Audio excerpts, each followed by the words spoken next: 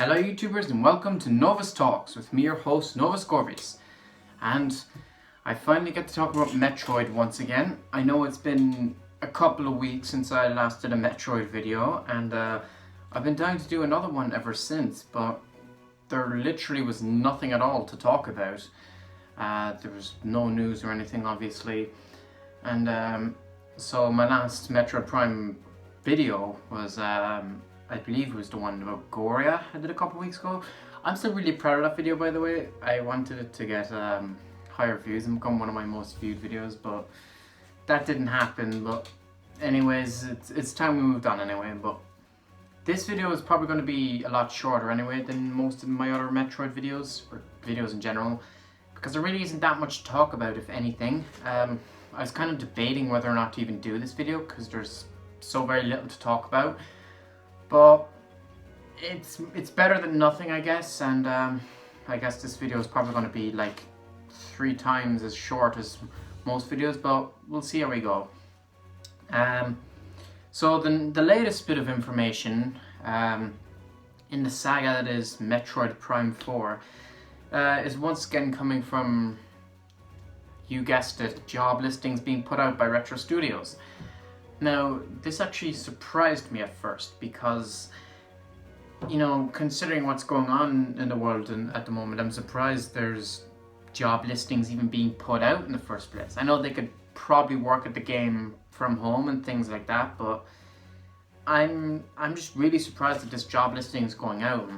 I don't know, maybe they'll hire people and those people will work from home in the game. I have no idea how it's going down, but or maybe these people won't work on the game till after all of this has blown over. I really can't say. I have no way of making any of that out. But what's come up anyway, Retro put out another job listing, this time for boss AI designer. Now, this sounds really exciting at first, because when I first heard this, by the way, I want to give credit to Super Metal Dave 64 once again. This guy puts out terrific information. He's where I hear nearly all of the information regarding Metroid Prime 4. He's one of the few that actually reports on a consistent basis about all the new job listings and stuff that come up about the game, so go check out his videos. He could probably talk about it a hell of a lot better than I can, and you know, he does a better job at it than I do anyway. But that being said, he's passing the information on, and I took and decided there was somewhat of a material there to make a video. In relation to the boss AI designer anyway, it's not as exciting as it sounds. I'm going to have the job listing up on screen for you there now, and as you can see there's a lot of stuff there, but as you read through it there really isn't that much juiciness around the details, right? You can see it's all basic professional stuff, assisting other teams and promoting a team spirit and professional environment, things like this. I'm paraphrasing a bit, but you can see what I mean. The only bits that I found interesting or that were worth talking about after I read through it in Super Metal Dave's video was the section about boss and AI encounters, and about macro and micro environments or action work or whatever it is, as you can see. First of all, I'll talk about the whole macro and micro thing first, because the boss thing's pretty short, but this is the more interesting of the two details for me.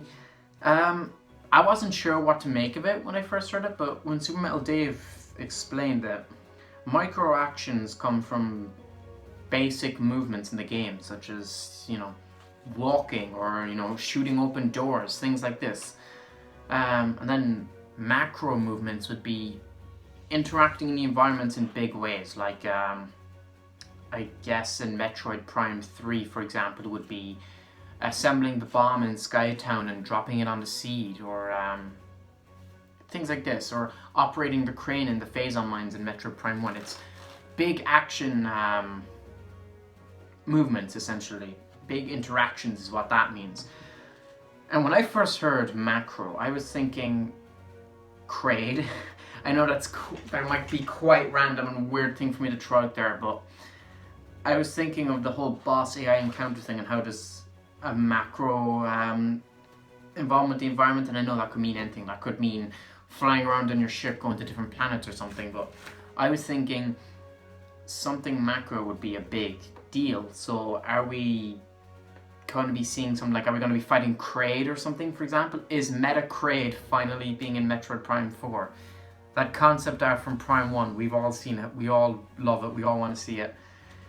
I don't know, I'm probably not. I mean, there's a chance he's in the game, but it probably doesn't relate to this, but, you know, one can dream anyway.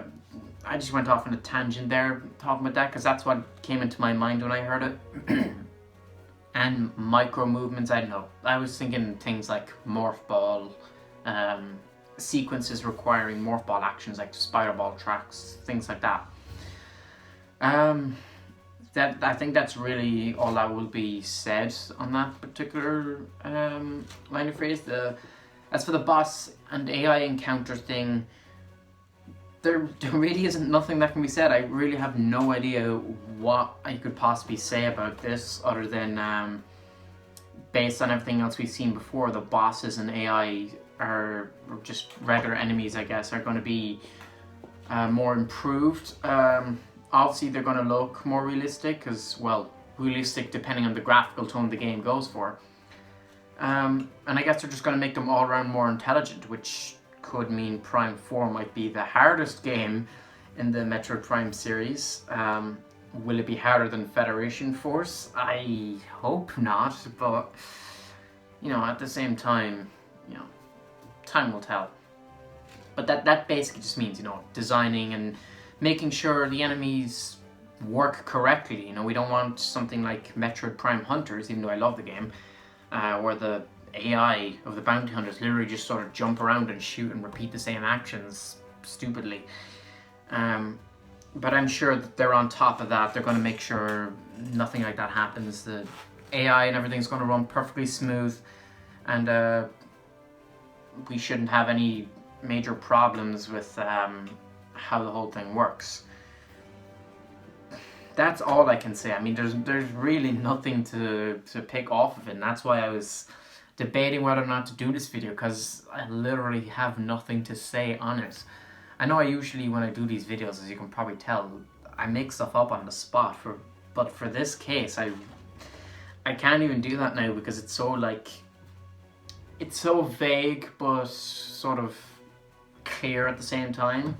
It's vague in a sense that it doesn't really give us anything to go by, but it's clear because we know it's just, oh, making sure the AI runs smoothly as it should. Yeah, that is all I can really say about it. As I said, there's nothing else on this list that stands out to me immediately. It all just seems like professional talk, really. But maybe some of you guys will be able to pick apart something from it, and will be able to inform me of something that I might have looked over, or maybe give me a clearer understanding of the whole AI encounter thing and the macro and micro environments. Like I said, some of you probably have a way better understanding of it than I possibly could. But anyways, as I said, go check out Super Metal Dave 64's video on the subject to get a better understanding, and you know, he definitely explains it and talks a lot more than I do, but yeah, I am gonna leave it at that. There is nothing to say, and I'm not gonna drag this out for another 10 minutes. Sorry to make it short if some of you are hoping for longer, but as I said, there's nothing to talk about, and I would just be wasting time dragging it out. But who knows, maybe some of you might actually like shorter videos, because I know obviously on my watch time views and stuff are typically people watch for about a minute or so before clicking away, and you know, there's nothing I can do about that, and I like doing longer content, and YouTube actually prefers in the algorithm longer content than shorter videos, but I don't know, maybe you guys can give me a clear understanding of what you want to see, if you like shorter or longer videos. I don't know. I don't even know if some of you will get back to me on that, but we'll see. Let me know down in the comment section below, and let me know what you think of all this information. Were you able to pick anything out from it? Does it get you more excited for Metroid Prime 4?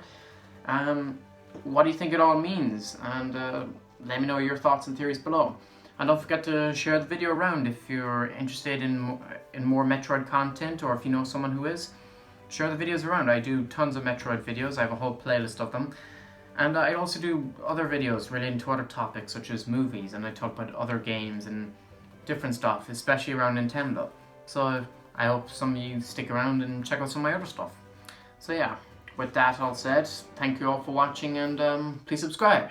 Nova Score is out.